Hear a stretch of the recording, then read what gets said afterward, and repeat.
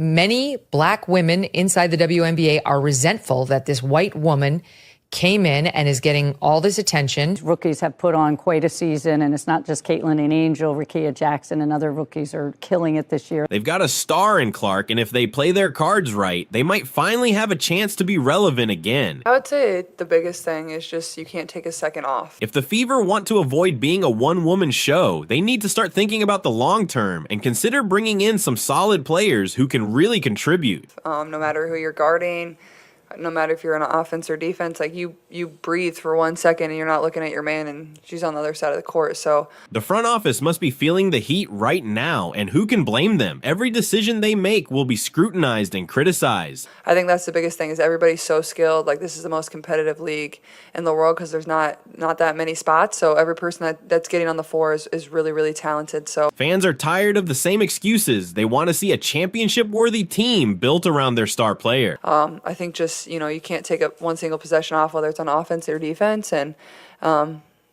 always being aware, I think, is the biggest thing. Clark is giving them hope again, and they won't just sit back while the franchise wastes this chance. Absolutely lived up to expectations, exceeded them much more so as quickly as we thought coming off that historic draft.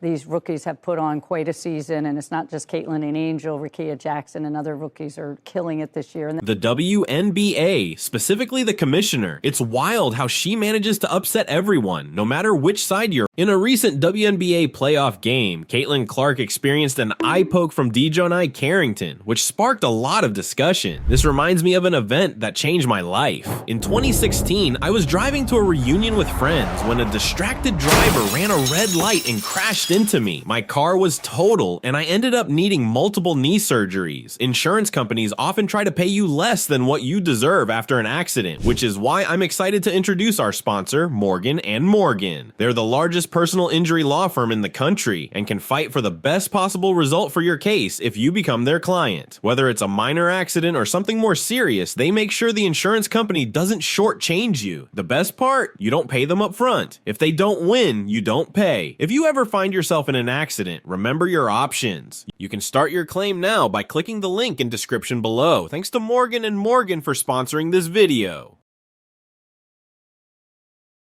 And our veterans have really stepped up. Asia Wilson's having a historic season for the Aces, and Brianna Stewart in New York. So she's often accused of being racist while also trying to support players who aren't as marketable as Caitlin Clark. Yeah, and you mentioned all the revenue drivers.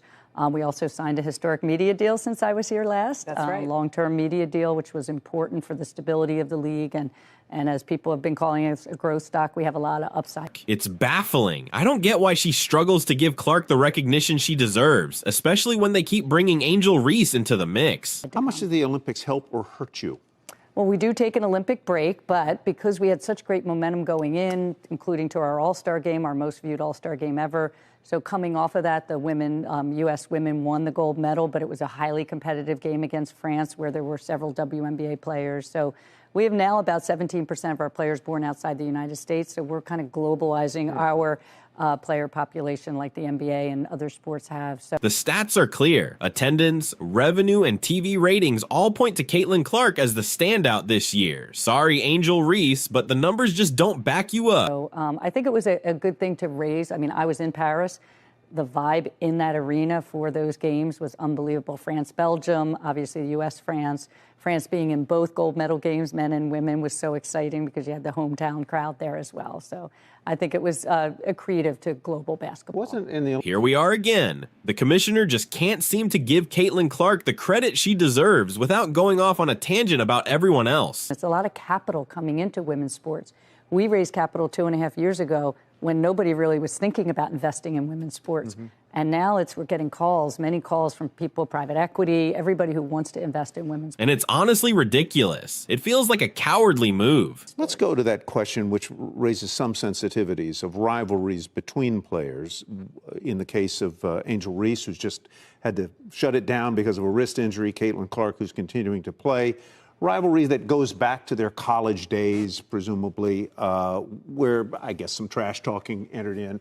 But now it seems on some social media channels to have taken a darker turn, a more menacing turn, where race has been introduced into the conversation, where sexuality is sometimes introduced into the conversation. The media has jumped on this bandwagon too, trying to create a false Rookie of the Year debate. Two of your most visible players are involved, not personally, it would seem, but their fan bases are involved in saying some very uncharitable things. Most articles I've seen about Clark's popularity include Angel Reese or other rookies in the headlines, which is absurd. What is Angel Reese doing on the 50 most influential people in sports figures? Are you kidding me? A woman that rebounds and shows up half naked to games? It's all about one player, and even the commissioner seems too afraid to admit that. The one thing that's great about the league right now, we do sit at this intersection of culture and sport and fashion and music. Like the WNBA players are really looked at now as kind of cultural icons. True. And when you have that, you have a lot of attention on you. There's no more apathy. Everybody cares. It is a little that Bird Magic moment, if you recall, from 1979 when those two rookies came in from a big college rivalry, one white, one black.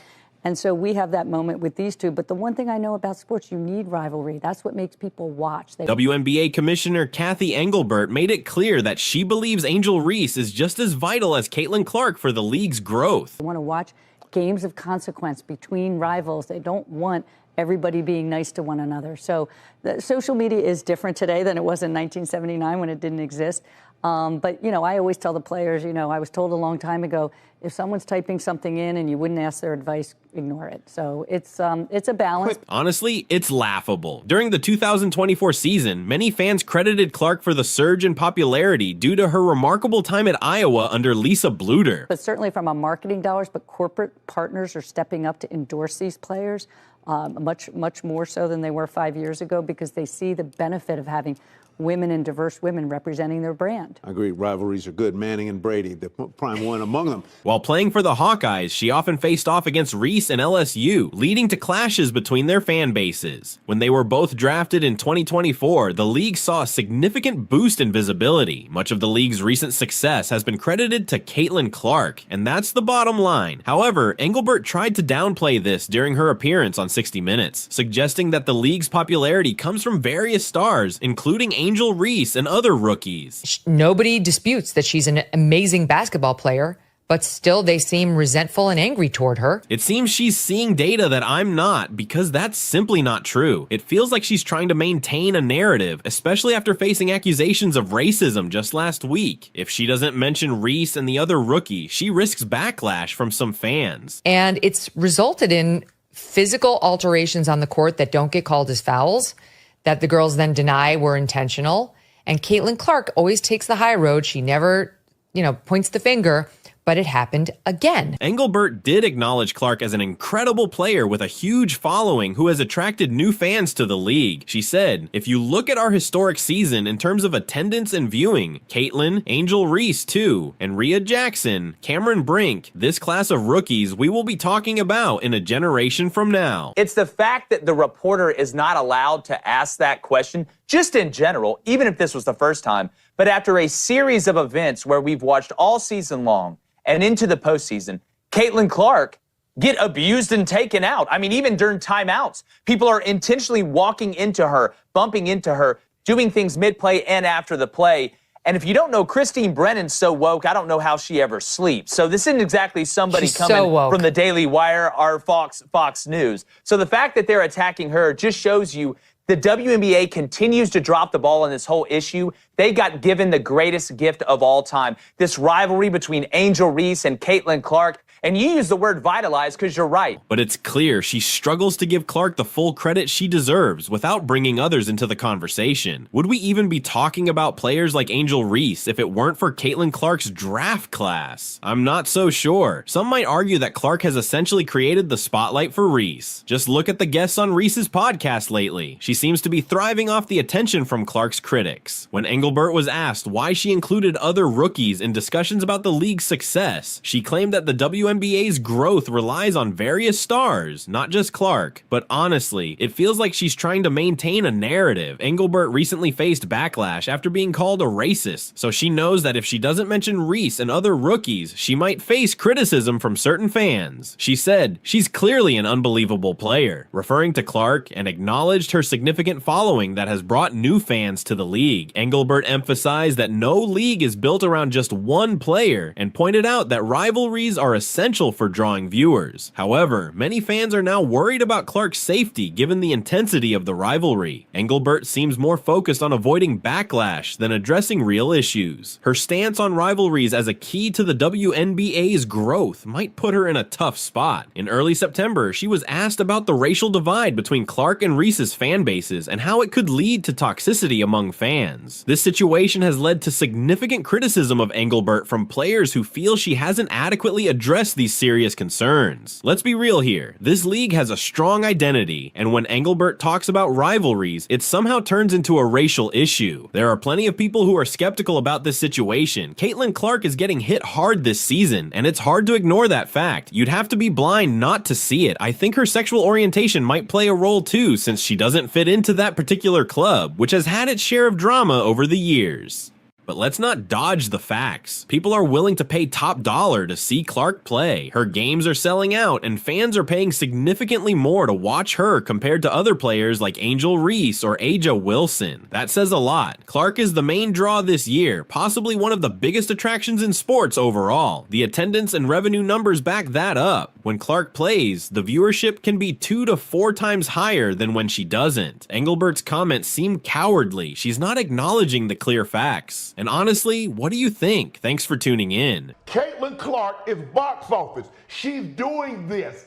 And instead of giving her credit, y'all tried to make it about, oh, y'all poo-pooing the old guard. Y'all never talked about the old guard like this. Did you catch the WNBA playoffs without Caitlin Clark? Chances are you didn't, and it seems like not many others did either. And they all stayed the course. She allowed her teammates to lead her in certain moments and calm her down in certain moments while still playing the game and being herself out there on the floor, while also dealing with a ton of BS and noise off the court. The audience numbers plummeted from 1.8 million to a mere 161,000. That's not just a slight dip, it's a dramatic drop. Caitlin Clark can be used as a unit of measurement from here on out when it comes to noise around the game of basketball. We will be able to in the future say, well, this compares to what Caitlin Clark had to deal with because there was so much noise and she dealt with it and she handled it. Now we have to wonder, is the WNBA facing challenges without its latest star? I love the point that you made about Caitlin Clark in terms of the BS that she had to deal with off the court. We got to remember she's been box office. She was the main attraction, and there were so many storylines that's been associated with her. Most recently, the whole thing with her and Cheryl Swoops, even though it really wasn't her. It was Cheryl Swoops and all this. Every time you turned around, there was something that she had to deal with. Let's take a moment to appreciate Clark. She didn't just step into the league. She made a huge impact. The reason I bring that up, and I love that, because as a rookie, ladies and gentlemen, put this in perspective. Caitlin Clark finished the regular season leading rookies in scoring, field goals made, three-point field goals made, assists, steals, and minutes played, and she led the league in assists and three-pointers made. Think about that for a second, and like Shannon says, ultimately, you first team, you one of those people. So we got and fourth in the league in MVP voting. The Indiana Fever, a team that was almost off the radar, suddenly became contenders for the playoffs, all thanks to her. They tried to minimize her, said, well, you giving her all this credit. What about the women that came before her? What the women came before her, what they did cannot be taken away. That ain't got nothing to do with Caitlin Clark. But there was a lot of people tried to make sure they keep Caitlin Clark in her place, because what you're doing, if you give her all this shine, you minimize what they done. You can't minimize what Maya Moore or Candace Parker or Lisa Leslie or Lauren Jackson or Diana Taurasi or Simone Augustus or any of the other great players. That Caitlin Clark, what she's doing, doesn't minimize what they've done. Imagine transforming from being overlooked to becoming the key player in such a short time. But we should have been giving her the credit. We saw the ratings. We saw the merchandise.